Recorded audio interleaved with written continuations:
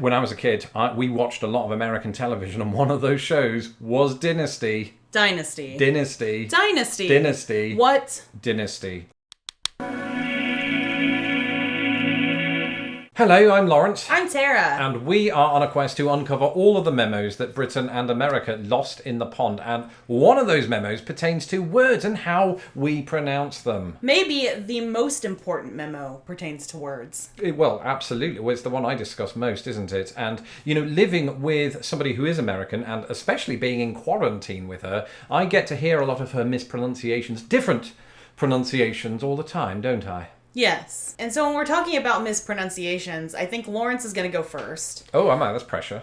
And then I'm going to go next with the correct pronunciation. Come on. There is no correct pronunciation. No. Language is fluid and we understand that. Something else to point out before we get underway, while we are representatives of our respective countries here today, there will be a few of you watching this thinking, I don't pronounce it that way and I'm American or I'm British. We understand that. There are regional differences. This is just how we do it. Without further ado, we're going to get started, and we're going to say each of the 50 words with each variation on our own pronunciations. And because we didn't want to discriminate against certain words, we alphabetized this list. And since one of you in the comments below, I'm sure, is going to categorize each of these words, then you can find them very easily since they're alphabetized. It's just so considerate of us, wasn't it? It really is. Let's get underway. All right, let's go. Oh, you always bring me up on this. This is Adidas.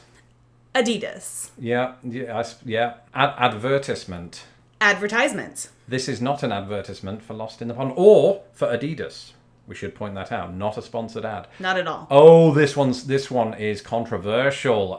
So I actually do pronounce this H, right? But I think when I was younger, it was H. A lot of British people do pronounce it that way. Not even younger. You've pronounced it H since I met you. What? I was younger then. A lot younger, I guess. Come on. H. Now, here's the thing. I pronounce this aluminum because it's spelled aluminum. But if it was spelled the British way, aluminium, I would pronounce it thus.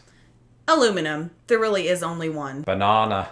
Banana. Not much different, really. Another food item and, a person's name. I call this Basil, like Basil Fawlty. Basil. For sure, brochure. Doesn't rhyme. But it does when I say it, brochure. Yeah, it does, doesn't it? That's not... Yeah, maybe I'll adopt your pronunciation of that. For sure. I like rhymes. Yes, this one caught me off guard because I'm a practicing Buddhist. I'm not, but still. Whenever it's spoken about, I would say Buddha.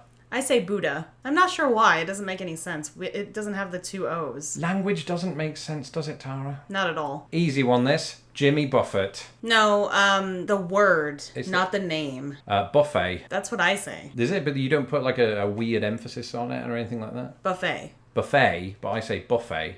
Oh. Yes, here's an example of a British homophone. We pronounce this just as you would pronounce the word boy, as in boy and girl. Buoy. Buoy.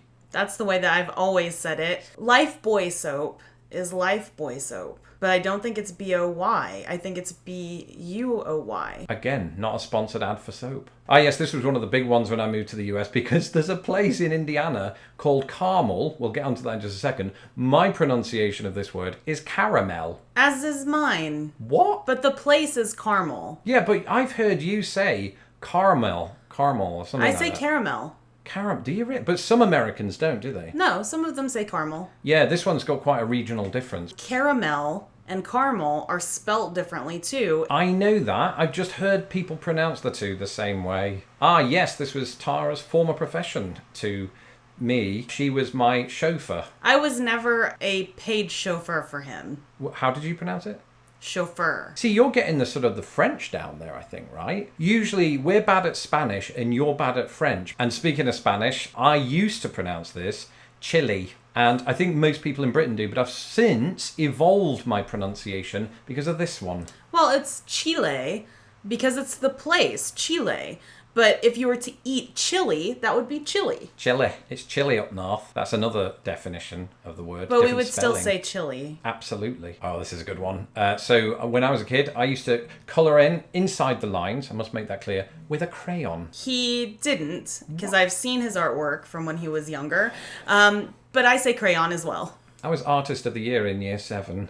However, there are lots of Americans who say crayon. One vowel. Ah, yes, another example of the French going weird in America. I pronounce this croissant, which that's super French, even for England, isn't it? I mean, we say croissant if we're saying it American, but I say croissant as well.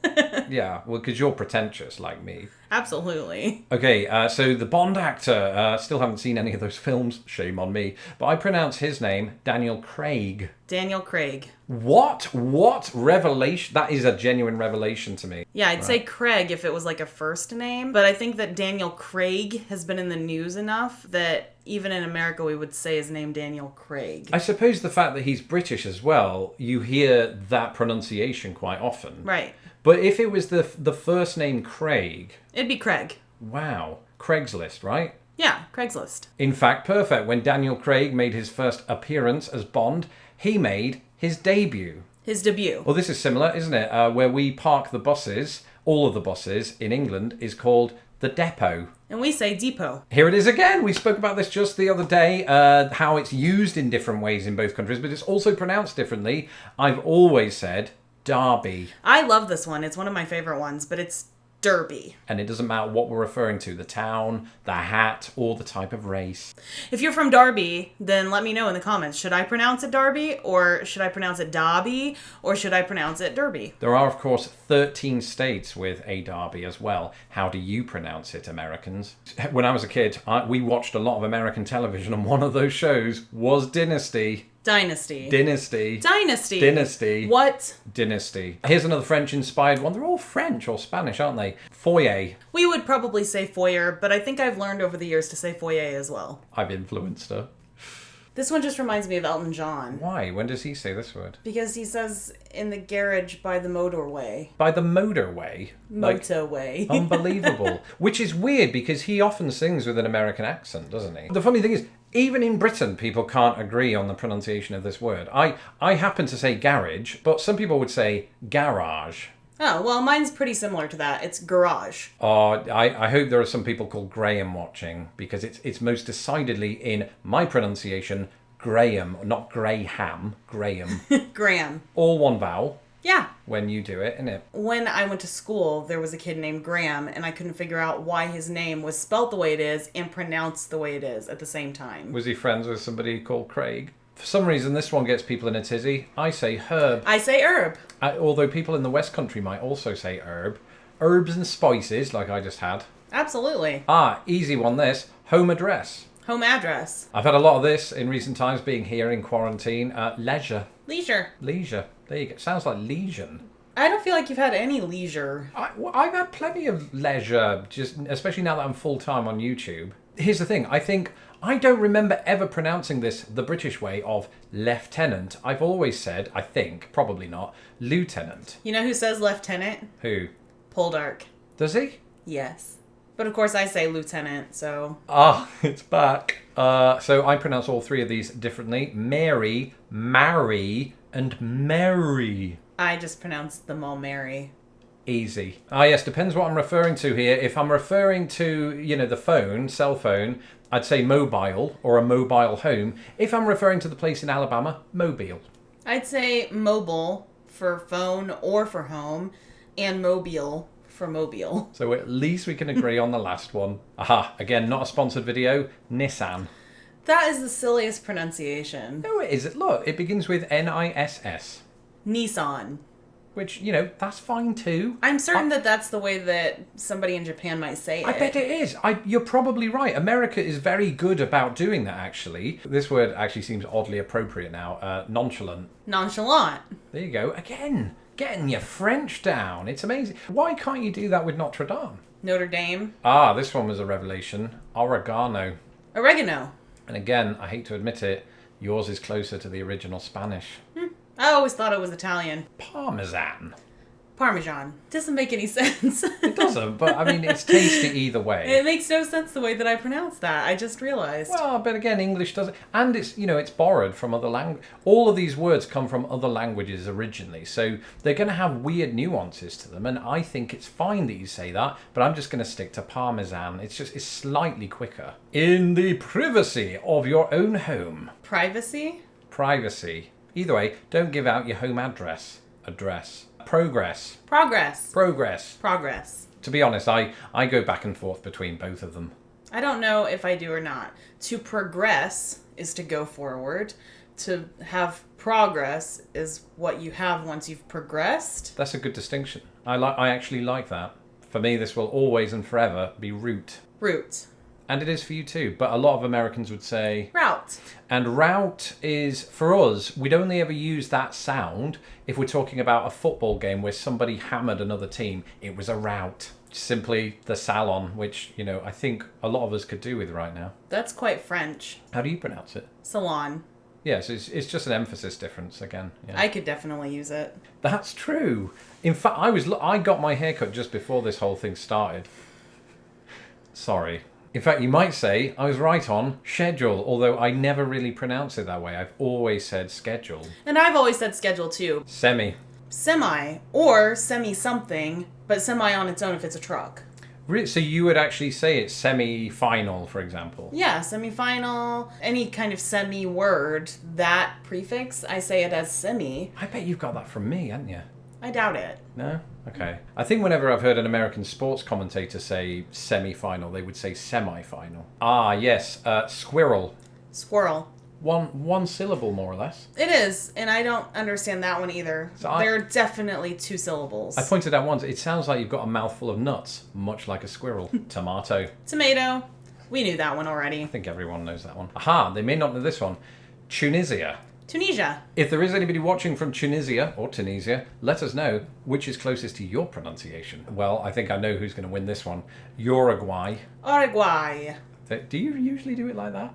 No. You don't usually affect the Spanish. Uruguay. Yeah. Uruguay. Yeah, but yours is closer again, I think, isn't it, to the considered Spanish pronunciation? I'm certain that there are Americans who say Uruguay, though. Oh, really? Oh, yeah. Wow. Neither of us are correct here. So, yes, in Britain, we say Van Gogh. Here in America, growing up, I was conditioned to say Van Gogh, but increasingly, I've heard Americans say things like Van Gogh or Van Gogh. I wonder if Doctor Who influenced that. I've heard that the Dutch is closer to that first one you said there, Van Gogh or something like that. Van Gogh. You need a lot of phlegm. Ah, perfect, because Van Gogh did flowers. Vase. Vase. But I also say vase. Do you think you picked that up from me as well? No, that was before you. I'm just, really pretentious, like you said earlier. And I'm losing my power. I'm going to be interested here because I actually don't know how you pronounce this, but I say it versatile. I go back and forth between versatile and versatile. That is a distinction here because I think, like you, not all Americans would say versatile. Vitamin. Vitamin. Have you taken your vitamins? Yeah. I haven't. And this is the one that waiters, get tripped up on a lot when they hear me speak, when I ask for water. This was something that I always had to order for him. In fact, to the point where I still, whenever we go out and have food in a restaurant, who does that anymore? What's a restaurant? But when we used to do that, I would have to order all of his food for him because the waiters and waitresses just did not understand him. That's an exaggeration, but at least the word water. Water. And we couldn't finish this video without reference to the platform that it's on, YouTube. YouTube. Although when I'm speaking quickly, I do find myself saying YouTube, I think. Really? I've never heard you say that. I found an old video of me the other day saying it that exact way without even thinking about it. And here he thinks that he influences me. Get out. So there you have it. All the pronunciations of 50 different words. Some of them very similar, some of them not so similar. That's true. And a little bonus entry, because I forgot to put it in, is the word paella. Paella. Again, Spanish. Let us know in the comments below. Let us know in the comments below some of your favourite pronunciation differences. And if you like the kind of things that I do on this channel, or that we do occasionally on this channel, you can follow me on Twitter at LostInThePondUS. And a big shout out, firstly, to my wife. Hi. Who also has a channel that has 2,000 subscribers now. Well, you're going to gain 100 million more after this one. Where can people find you? I'm here on YouTube too at Old Fashioned AF. And just to be sure that she doesn't get all of the subscriptions, do be sure to subscribe to my channel too so that my videos don't get lost in the pond. A huge shout out to all of my patrons, many of whom have flocked to my Patreon community in the last 2 months. Very, very grateful for your support. And if you would like to become one of those patrons and join our Patreon community, you can do so at patreon.com/lostinthepond. Until next time, stay safe, stay home, and stay looking at my video schedule. Schedule. Thank you for watching this episode of Lost in the Pond. Don't forget to hit my stupid little face to subscribe, and please share this video with the world. Hit me up on Twitter, Instagram and Facebook, and if you would like to support this channel, please do so at patreon.com/lostinthepond.